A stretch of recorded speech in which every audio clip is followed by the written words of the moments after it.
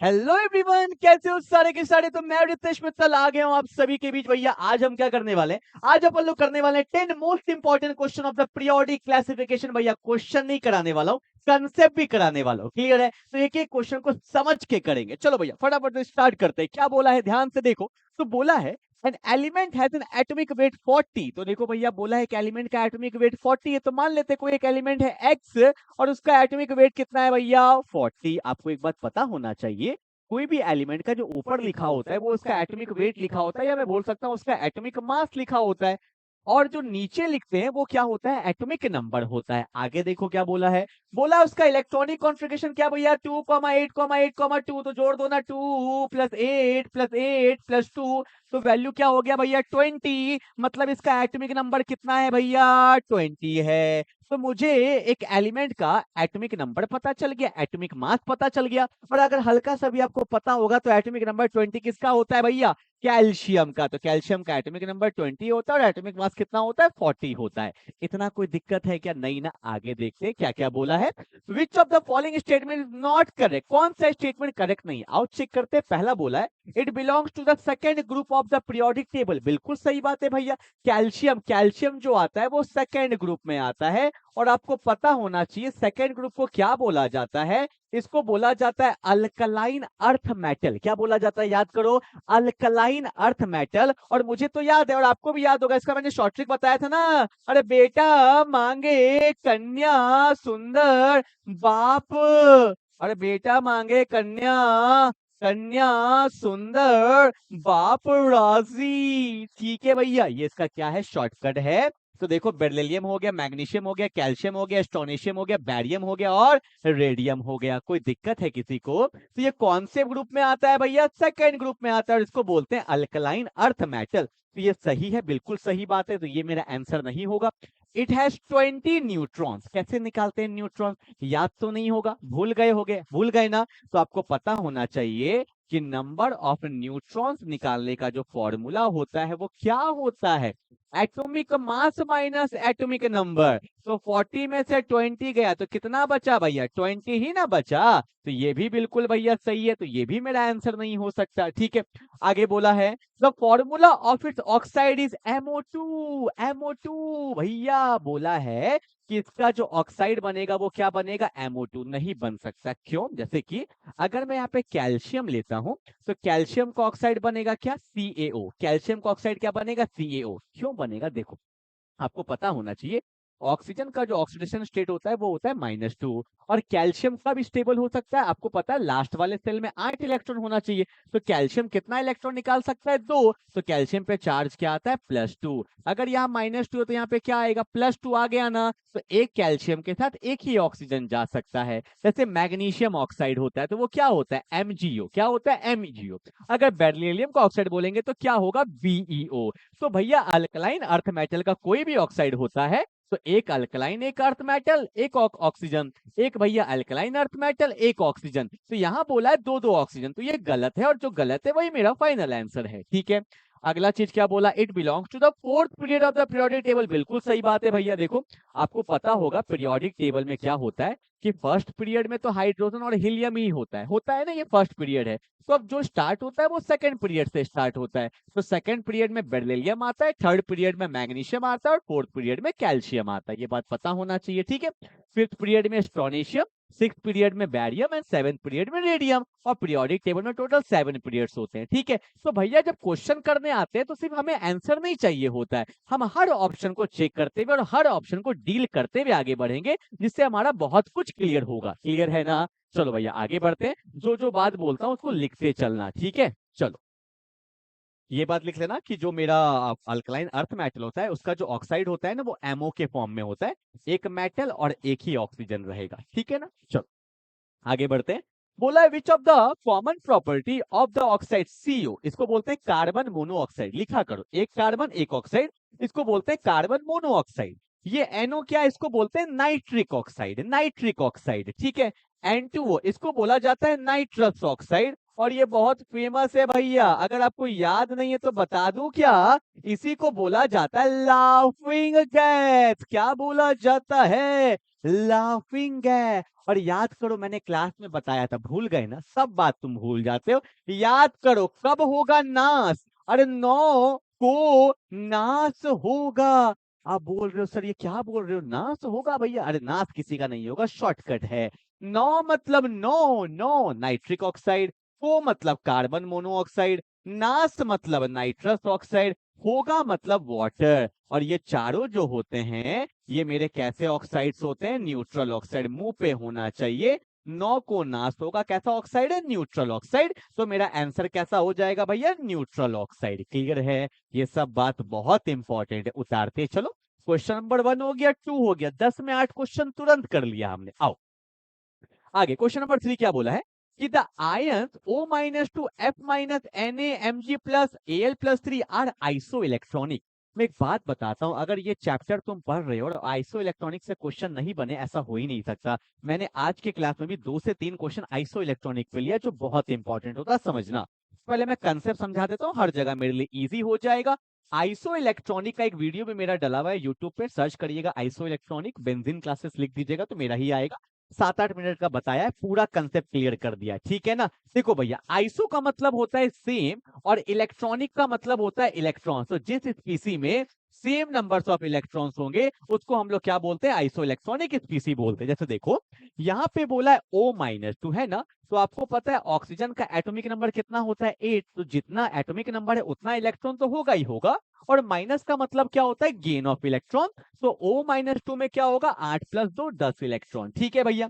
अगला देखो F minus, तो आपको पता है फ्लोरीन का एटॉमिक नंबर 9 होता है, एक गेन करेगा तो 10 इलेक्ट्रॉन। ठीक है। आप ऐसे भी याद रख सकते हो, बहुत लोग को डाउट आता है। देखो इलेक्ट्रॉन का चार्ज कैसा होता है? नेगेटिव। तो जब भैया नेगेटिव चार्ज आता है तो वो क्या कर रहा है? इलेक्ट्रॉन को गेन कर रहा है। तो नेगेटिव चार्ज का मतलब होता है गेन ऑफ इलेक्ट्रॉन। ठीक है। अब देखो सोडियम पे प्लस है, प्लस का मतलब होता है loss of electron. Atomic number sodium का 11 होता है, एक लॉस कर दिया तो 11 में से 1 गया तो क्या हो गया? 10 इलेक्ट्रॉन। फिर कौन है भैया? Mg+2। मैग्नीशियम का एटॉमिक नंबर 12 होता है, 2 निकाल दिया तो 12 में से 2 गया 10 इलेक्ट्रॉन। और एल्युमिनियम का एटॉमिक नंबर कितना होता है? 13 होता है, 3 निकाल दिया तो हो गया 10 इलेक्ट्रॉन। ठीक है। तो आप नोटिस कर सकते हो 10 electron 10 electron 10 electron 10 electron 10 electron, सब में 10 इलेक्ट्रॉन है भैया, तो all are isoelectronic species. अब जो बात मैं आपको बताना जा रहा हूं बहुत इंपॉर्टेंट है, सुन के जाना। क्या? कि आइसो इलेक्ट्रॉनिक स्पीसी में जितना ज्यादा नेगेटिव चार्ज बढ़ता है, मतलब जितना ज्यादा एनाइनिक रहेगा उतना ही बड़ा साइज होगा, साइज इंक्रीज करते जाएगा। More the negative charge more will be the size. और अगला चीज, जितना ज्यादा पॉजिटिव चार्ज होगा, मतलब कैटाइनिक पार्ट जितना ज्यादा होगा, साइज उतना ही कम होते जाएगा। क्लियर है? अगर मैं इसको अरेंज करता हूं, अगर मैं यहाँ पे लिखूं जैसे O-2 F minus Na+, Mg+2 aluminium plus 3, सब आइसो इलेक्ट्रॉनिक है ना। तो जितना ज्यादा नेगेटिव चार्ज रहेगा उतना बड़ा साइज होगा, और जितना ज्यादा पॉजिटिव चार्ज होगा उतना साइज कम होते जाएगा। क्यों? क्योंकि इलेक्ट्रॉन जब निकलता है, एक बात सिंपल लॉजिक समझाऊं, मेरा बॉडी है ना, एक और इलेक्ट्रॉन ला दो, जैसे जैसे इलेक्ट्रॉन बढ़ेगा तो साइज बढ़ेगा, ऐसे सोच सकते हैं। और इलेक्ट्रॉन निकालते जाओगे तो साइज घटते जाएगा। और इसका सही रीजन क्या होता है? जब हम लोग इलेक्ट्रॉन निकालते हैं ना, तो होता क्या है? जेड इफेक्टिव इंक्रीज कर जाता है, अट्रैक्शन इंक्रीज कर जाता है, तो साइज क्या होता है? थोड़ा सा डिक्रीज करने लगता है। ठीक है ना। तो ये कंसेप्ट है। अब देखो क्या बोला है, ये सब जो क्वेश्चन है भैया बहुत अच्छे क्वेश्चन है, स्टेटमेंट वाले क्वेश्चन है, पढ़ना। क्या बोला है? तो निकालना क्या है? Their ionic radii show. देखो क्या बोला है, a decrease from O-2 to F, बिल्कुल सही बात है। एंड देन इंक्रीज फ्रॉम, नहीं भैया यहाँ भी तो घट रहा है, पर बोलता है उसके बाद इंक्रीज करेगा, काटो। अगला देखो, a significant increase in O-2 to Al+3, नहीं, a significant decrease होना चाहिए, गलत बोला है। significant decrease बिल्कुल सही बात है, इसके बाद डिक्रीज करेगा। इंक्रीज फ्रॉम, बिल्कुल बात है भैया, गलत, इंक्रीज कैसे करेगा? More the negative more will be the size. ठीक है। तो एक एक चीज को समझते हुए चलो भैया। कितना क्वेश्चन हो गया? 3 3 क्वेश्चन नहीं हुआ, 3 कंसेप्ट दिखाया आपने। ठीक है। चलो भैया, क्वेश्चन नंबर 4 क्या बोला है? बहुत प्यारा क्वेश्चन है, बहुत प्यारा क्वेश्चन है। बोला है the first 4 ionization energy value of the electron. Ionization energy क्या होता है? पहले मुझे ये बताओ, बताओ बताओ बताओ। आयोनाइजेशन एनर्जी का भी वीडियो मैंने डाल दिया, अभी सब डाल रहा हूँ, देखा करो जो टॉपिक में डाउट आता है। आयोनाइजेशन एनर्जी बेंजीन क्लासेस लिख दो, रितेश मित्तल लिख दो, आ जाएगा। मैं नहीं आऊं तो भैया थोड़ा आगे पीछे देखना, मिल जाऊंगा, ठीक है ना। तो आयोनाइजेशन एनर्जी को एक और नाम से जानते हैं, इसी को बोलते हैं आयोनाइजेशन एंथैल्पी, या बोलते हैं आयोनाइजेशन पोटेंशियल। अच्छा सुनो, एक बात बोलता हूँ, डिस्क्रिप्शन में ना ये सब जो टॉपिक्स है इसके मैं लिंक डाल दूंगा, ठीक है। आयोनाइजेशन एनर्जी, आइसो इलेक्ट्रॉनिक, तो खोल के देख लेना, डाल दूंगा, ये भी कर दूंगा, ठीक है। अब देखो क्या होता है, आयोनाइजेशन एनर्जी का मतलब होता है the energy required to remove the electron from the isolated gaseous atom. नहीं समझ में आया, हल्का समझाऊं हिंदी में, देखो जैसे मैंने लिखा सोडियम, एटॉमिक नंबर 11 होता है, तो क्या लिखेंगे 2,8,1 लिखेंगे ना यार, बोलो ना हाँ या ना। तो सोडियम स्टेबल कब होगा, जब इसके लास्ट वाले सेल से ये इलेक्ट्रॉन निकाल देंगे। अबे निकालने के लिए हवा में निकल जाएगा, एनर्जी देंगे तब ना इलेक्ट्रॉन निकलेगा, तो वही तो मैंने बोला, the energy required to remove the electron from the outer shell of an isolated gaseous atom, gaseous में होना चाहिए, ठीक है। तो देखो ना, एक बात बताता हूँ कि सोडियम से जब हम लोग एक इलेक्ट्रॉन निकालते हैं तो निकल गया ना, तो यहाँ पे देंगे आयोनाइजेशन एनर्जी 1, क्योंकि एक इलेक्ट्रॉन निकालना है तो एक बार एनर्जी दिए। अगर मैं बात करता हूँ मैग्नीशियम का, तो मैग्नीशियम में 2 इलेक्ट्रॉन निकालना होता है, तो जब हम लोग I1 देंगे तो कहाँ चल जाएगा, मैग्नीशियम प्लस में चल जाएगा, और उसके बाद जब हम लोग IE2 देंगे तो मैग्नीशियम +2 में चल जाएगा, ठीक है। मतलब मैग्नीशियम में 2 बार एनर्जी देना पड़ा। अगर मैं बात करता हूँ एल्युमिनियम का, तो एल्युमिनियम में 3 निकालते हैं, तो I1 हो गया, बोलो हाँ या ना, उसके बाद I2 हो गया, बोलो हाँ या ना, एंड उसके बाद I3 हो गया, ठीक है। अब मैं कुछ एक बात समझाना चाहता हूँ, बहुत इंपॉर्टेंट बात समझा रहा हूँ, सुनिएगा। आपको पता है कि एल्युमिनियम का एटॉमिक नंबर होता है 13, तो 2,8,3, जैसे आपने 3 इलेक्ट्रॉन निकाल दिया तो अब उसका आ गया क्या, ऑक्टेट, लास्ट वाले सेल में 8 इलेक्ट्रॉन आ गया। अब क्या तुम इसमें से इलेक्ट्रॉन निकाल पाओगे, नहीं निकाल पाओगे, क्योंकि एल्युमिनियम 3 इलेक्ट्रॉन निकाल दिया भैया, अब वो इलेक्ट्रॉन नहीं निकालेगा, बहुत स्टेबल हो गया है, ऑक्टेट कंप्लीट हो गया, अब तुम इलेक्ट्रॉन नहीं निकाल सकते। पहला चीज, अब सुनो, होता क्या है कि जब कोई एटम से आप इलेक्ट्रॉन निकालते जाते हो तो पहले से हमेशा ज्यादा लगता है आयोनाइजेशन एनर्जी, ये बात मैंने पूरा डिटेल में बताया उस वीडियो में।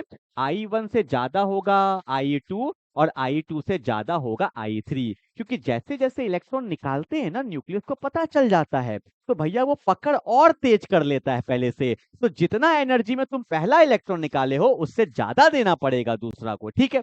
अब क्वेश्चन में आओ, 191 लगा पहला में, ठीक है, उसके बाद लगा 578, ठीक है, उसके बाद लगा 872, इंक्रीज तो कर रहा है, 3 निकल गया। पर जब चौथा निकालने गया देखा, अरे बाप रे बाप, यहाँ पे 200 के आसपास है, यहाँ पे 600 के आसपास है, यहाँ पे 900 के आसपास है, और यहाँ 6000, मतलब इतना ज्यादा टाइम्स एनर्जी ज्यादा लग रहा है। तो मेरा दिमाग क्या क्लिक किया कि पहला इलेक्ट्रॉन आसानी से निकल गया, दूसरा आसानी से निकल गया, तीसरा भी निकल गया, पर जब चौथा निकालने गए तो बहुत ज्यादा एनर्जी लग रहा है। मतलब समझ में आया कि 3 इलेक्ट्रॉन को निकालने के बाद वो स्टेबल हो चुका है, और अगर तुम स्टेबिलिटी को तोड़ोगे तो आपको भयानक एनर्जी देना पड़ेगा। वही मेरे को देखने को मिल रहा है कि 3 इलेक्ट्रॉन के बाद एनर्जी बहुत ज्यादा हाई है, मतलब वो एक ऐसा एलिमेंट है जो 3 इलेक्ट्रॉन के बाद स्टेबल हो जाता है, और वो कौन है, एल्युमिनियम। क्योंकि 3 इलेक्ट्रॉन के बाद अगर तुम तोड़ोगे तो हाई अमाउंट ऑफ एनर्जी लगेगा, मतलब ये जो एलिमेंट है वो किसके बारे में बात हो रहा है, एल्युमिनियम। अगर बात होता मैग्नीशियम का तो क्या होता, 2 इलेक्ट्रॉन निकालने के बाद एनर्जी बहुत ज्यादा होता, तो वो क्या होता मेरा, क्या होता मेरा, मैग्नीशियम। एक इलेक्ट्रॉन निकालने के बाद बहुत ज्यादा हाई होता, तो वो क्या होता, सोडियम, क्योंकि सोडियम में एक इलेक्ट्रॉन निकालने के बाद स्टेबल हो जाता है। तो ये सब क्वेश्चन बहुत अच्छा है। तो पूछा है the numbers of valence electron in the element, तो वैलेंस इलेक्ट्रॉन किसको बोलते हैं, लास्ट वाले सेल में कितना इलेक्ट्रॉन है, 3, तो मेरा आंसर क्या हो जाएगा, एल्युमिनियम 3, ठीक है ना। तो ये सब क्वेश्चन है। एक क्वेश्चन मैं आपको दूं, जैसे कि मान लो एनर्जी मैंने लिया, पहले ले लिया, मान लेते हैं किसी में लग रहा है 200 जूल, ठीक है, उसके बाद लग रहा है मान लो कि 4000 जूल, ठीक है, फिर लग रहा है मेरे पास 5000 जूल, ठीक है, फिर लग रहा है 7000 जूल। तो बताओ तो भैया ये कौन सा एलिमेंट होगा। तो मेरे को देख के लग रहा है कि भैया 200 के बाद सीधे 4000, मतलब सडनली बहुत ज्यादा हाइक हो गया, हाँ या ना। मतलब ये वो एलिमेंट है जो एक इलेक्ट्रॉन के बाद स्टेबल हो जाता है, तो वो कौन हो जाता है, सोडियम हो जाता है, ठीक है। तो ऐसे डेटा वाइज क्वेश्चन को ऑब्जर्व करो। चौथा हाई है, मतलब 3 निकल गया, 3 के बाद स्टेबल, तो 3 के बाद स्टेबल कौन होता है, एल्युमिनियम, ठीक है। चलो question number 5, the correct decreasing order of the electronegativity. एक बात मैं आपको पहले बता देता हूँ, बहुत सारा क्वेश्चन ऐसे बन जाएगा, जो सबसे ज्यादा इलेक्ट्रोनेगेटिव एलिमेंट है पूरे पीरियोडिक टेबल में वो है फ्लोरीन। उसके बाद सेकंड नंबर में आता है ऑक्सीजन, थर्ड नंबर में आता है नाइट्रोजन, FON याद रखना, FON हमेशा याद रखना। 1 नंबर, 2 नंबर, 3 नंबर, ये तो एकदम शॉर्टकट है और हल्का याद रख सकते हो तो फोन कल करना भैया, आज बिजी हो कल करना। तो FONCl, क्योंकि नाइट्रोजन का और क्लोरीन का इलेक्ट्रोनेगेटिविटी अप्रोक्सीमेटली सेम रहता है, तो ये शॉर्टकट याद रखिए, फोन कल, ठीक है भैया। तो कहाँ दिया हुआ देखो ना, FON यहाँ तो दिया हुआ ही है, कट गया भैया, कट गया भैया, कट गया भैया, ऑप्शन नंबर ए। ये सब होता है पढ़ने का तरीका, ठीक है। चलो क्वेश्चन नंबर 6, क्या बोला, in a given cell the order of the screening effect. ये तो 12th में ब्रह्मास्त्र है, 12th में DNF ब्लॉक में एग्जाम में आना ही आना है इससे क्वेश्चन। स्क्रीनिंग इफेक्ट भी इसको बोलते हैं या इसको शील्डिंग इफेक्ट भी बोलते हैं, ठीक है, शील्डिंग इफेक्ट। अभी के लिए बस इतना याद रखना, शील्ड मतलब रुकावट, सबसे ज्यादा रुकावट होता है S में, उससे कम P में, उससे कम D में और उससे भी कम F में। और आगे जाके पढ़ोगे तो एक याद रखना, D और F में तो पुअर शील्डिंग होता है, रुकावट तो होता ही नहीं है, पुअर शील्डिंग या पुअर स्क्रीनिंग इफेक्ट, ये ऑर्डर याद रखना, SPDF, ठीक है। कहां दिया भैया, SPDF, मुंह पे होना चाहिए, ठीक है। और एक बार D और F में पुअर शील्डिंग होता है, पुअर स्क्रीनिंग इफेक्ट होता है, ठीक है। चलो रीजन सब आप लोग पढ़ोगे, अभी जितना है उतना देखेंगे हम लोग, ठीक है। क्या बोला है, in which of the following option, थोड़ा सा बड़ा कर दो क्या भैया, बड़ा कर दो क्या, देखो क्या बोला है, in which of the following option the order of the arrangement does not agree. क्यों नहीं करते हो भैया, एग्री, एग्री करना चाहिए। आओ देखता हूं क्या बोला है, इंक्रीजिंग इलेक्ट्रॉन गेन इंथैल्पी। बाप रे बाप, ये टॉपिक है, बहुत इंपॉर्टेंट टॉपिक है। सिंपल सा बात अभी बताऊंगा, जितना बताऊंगा सुनेंगे, कि जब हम लोग पीरियोडिक टेबल के लेफ्ट टू राइट जाते हैं ना यार, कहाँ जाते हैं, लेफ्ट टू राइट जाते हैं। एक बात सुनना, एक वर्ड बोल रहा हूँ, जेड इफेक्टिव, पूरा नहीं लिखा, लिख देता हूँ या शॉर्ट में लिखा, जेड इफेक्टिव, ये इंक्रीज कर जाता है कब, जब पीरियोडिक टेबल के हम लोग लेफ्ट टू राइट जाते हैं। अब बोलोगे सर जेड इफेक्टिव क्या होता है, इसी को बोलते हैं इफेक्टिव न्यूक्लियर चार्ज। अब बोलोगे ये क्या होता है, एक वर्ड में बोल दूं, जेड इफेक्टिव का मतलब होता है, सिंपल सा बात जान लो, अट्रैक्शन। तो अगर जेड इफेक्टिव बढ़ रहा है तो अट्रैक्शन भी बढ़ जाता है। तो अट्रैक्शन बढ़ेगा तो इलेक्ट्रॉन को गेन करना क्या होता है, आसान होता है। तो इलेक्ट्रॉन गेन एंथैल्पी क्या कर जाता है, इंक्रीज कर जाता है, सिंपल सा बात। लेफ्ट से राइट जाएंगे तो इलेक्ट्रॉन गेन एंथैल्पी इंक्रीज करता है, ठीक है। अब सुनना, टॉप से बॉटम में जाते हैं तो इलेक्ट्रॉन गेन एंथैल्पी जो है वो डिक्रीज करता है, पर इसमें एक बहुत तगड़ा एक्सेप्शन है जो मैं आपको बता के जाता हूँ। एक तो होता है फ्लोरीन और क्लोरीन के केस में, एक होता है ऑक्सीजन और सल्फर के केस में। टॉप से बॉटम जाते हैं तो इलेक्ट्रॉन गेन एंथैल्पी डिक्रीज करना चाहिए, पर होता क्या है, फ्लोरीन और क्लोरीन में क्लोरीन का ज्यादा होता है, ऑक्सीजन और सल्फर में सल्फर का ज्यादा होता है। अभी तो ज्यादा डिटेल में नहीं जाऊंगा, पर एक वीडियो उस पर डालूंगा, बहुत इंपॉर्टेंट टॉपिक है। ऑक्सीजन के केस में तो बहुत मजा आता है बताने में, बहुत इंपॉर्टेंट केस है, ठीक है। और एक बात बता देता हूँ, पूरे पीरियोडिक टेबल में क्लोरीन का इलेक्ट्रॉन गेन एंथैल्पी सबसे ज्यादा होता है, या मैं बोल सकता हूँ इलेक्ट्रॉन एफिनिटी, इलेक्ट्रॉन का चाहत जो है वो सबसे ज्यादा होता है। ये बात अपने को पता होना चाहिए, बहुत इंपॉर्टेंट है। फ्लोरीन और क्लोरीन में क्लोरीन का ज्यादा होता है और ऑक्सीजन और सल्फर में सल्फर का ज्यादा होता है। अब यहाँ देखो क्या बोला है, क्लोरीन और फ्लोरीन में फ्लोरीन का ज्यादा है, गलत है, एक्सेप्शन है, इसका रीजन भी होता है, फिलहाल के लिए हमें पता होना चाहिए, ठीक है। अगला देखो भैया, इंक्रीजिंग मेटेलिक रेडियस, टॉप से बॉटम जाते हैं तो साइज बढ़ जाता है, बिल्कुल सही है। लीना कोडब से फरियाद, ये तो बिल्कुल सही है, मतलब करेक्ट है। अब देखो भैया, ionic size more the negative, more will be the size, देखो अभी हमने ये भी किया, ये भी बिल्कुल सही है, पर हमें तो गलत वाला चाहिए।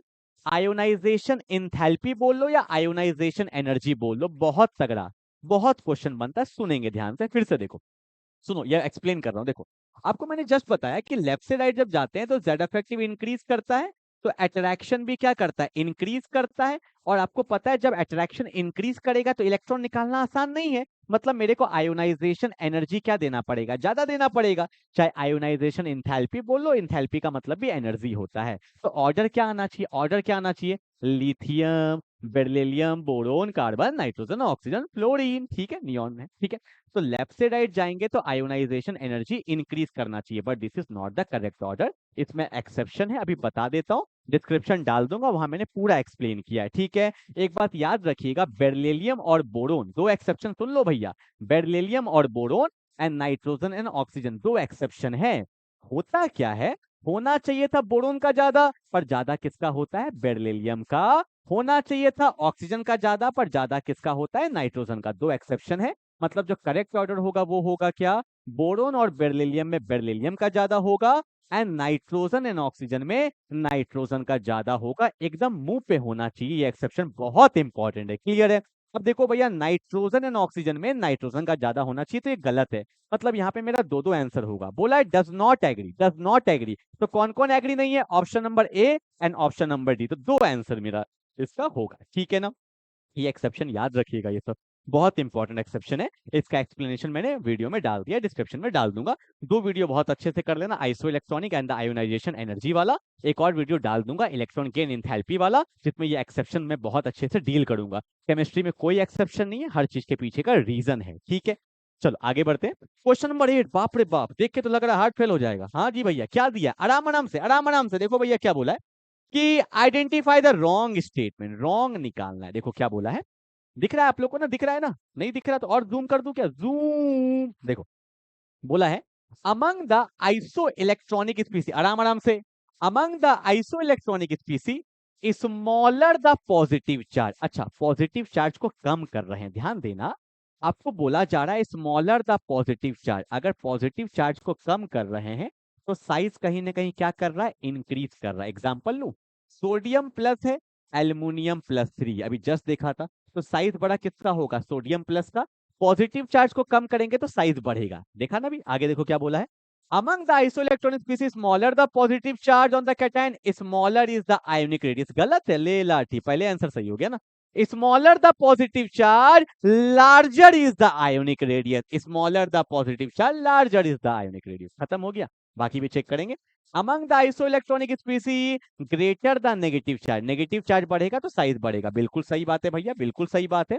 Atomic radius of the element increases as moves down the group, बिल्कुल सही बात है। टॉप से बॉटम जाते हैं तो शेल बढ़ता है, साइज बढ़ता है, बिल्कुल सही बात है।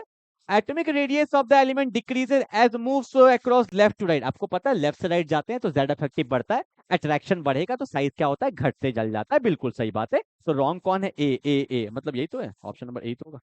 ठीक है, चलो भैया, कोई दिक्कत तो नहीं है भैया, आगे बढ़े क्या? ओके। अच्छा 8 क्वेश्चन हो गया, पता भी नहीं चला, मैं सही बताऊं, मजा आ रहा था वैसे मेरे को। ओके, अब देखो ये क्वेश्चन करने लायक है, सब आइसो इलेक्ट्रॉनिक है, more the negative n-3 -2 -1 Na+ हो गया। लो ना, करूं कुछ, करूं बता दो। आ गए भैया लास्ट क्वेश्चन में, ध्यान देंगे, ध्यान देंगे। इस क्वेश्चन का आंसर मैंने दे दिया है और मैं उम्मीद करता हूं अगर आपने सुना होगा एक एक वर्ड, इसका आंसर आप खुद करके मेरे को कमेंट करके बताओगे। बोलो हाँ, कमेंट करके बताओगे तो कमेंट करके बताओगे। ठीक है, तो मिलते हैं हम लोग अगले क्लास में, तब तक के लिए बाय बाय।